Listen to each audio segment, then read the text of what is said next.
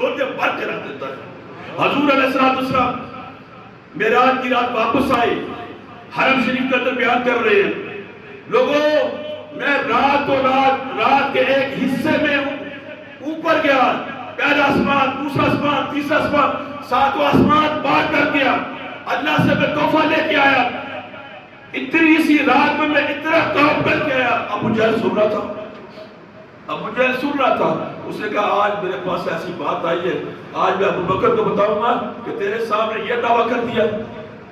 وہ بھاگا ہوا ابو بکر صدیق کے گھر گیا، کہنے لگا، دروازہ کھٹکھٹایا، ابو بکر صدیق رضی اللہ تعالیٰ واپس گھر آئے، واپس نکلے باہر گھر سے، تو ابو جہل کہنے لگا یار آج میں نے بڑا عجیب قصہ سنا ہے۔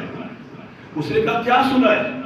اس نے کہا کہ تیرا نبی، تیرا دوست یہ دعویٰ کر رہا ہے میں رات کے چھوٹے سے حصے میں 7 آسمانوں سے بھی اوپر چلا گیا اور میں تحفہ دے کے واپس بھی آ گیا۔ یار یہ ماننے والی بات نہیں۔ تو پہلے تو صدیق اکبر رضی اللہ تعالیٰ عنہ تو جھوٹ بولتا ہے۔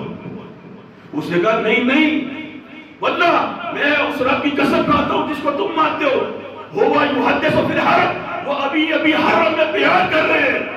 جب اسے قسم کہا کہ ابھی وہ بیان کر رہے ہیں، تو ابو بکر صدیق نے کہا تو نے ہمارے ایمان کو کیا سمجھ رکھا ہے؟ ارے یہ تو معمولی سی چیز ہے، اس سے بڑی چیزیں بھی ہمیں مصطفیٰ کریم صلی اللہ علیہ وسلم نے بتائی ہے تو ہم نے مان لی ہے۔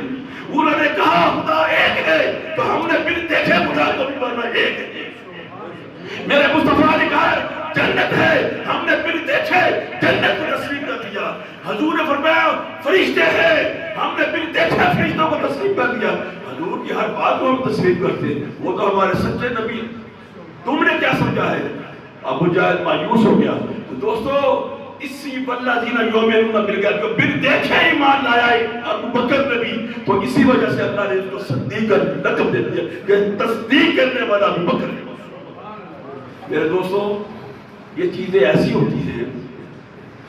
اب میں حدیث پاک میں آپ کو ساتھ ہوں اسی یوم بالغیب کی کہ حضور علیہ السلام بیٹھے خطبہ دے رہے، صحابہ سے پوچھا اے میرے صحابیوں عجیب ایمان کس کا ہے؟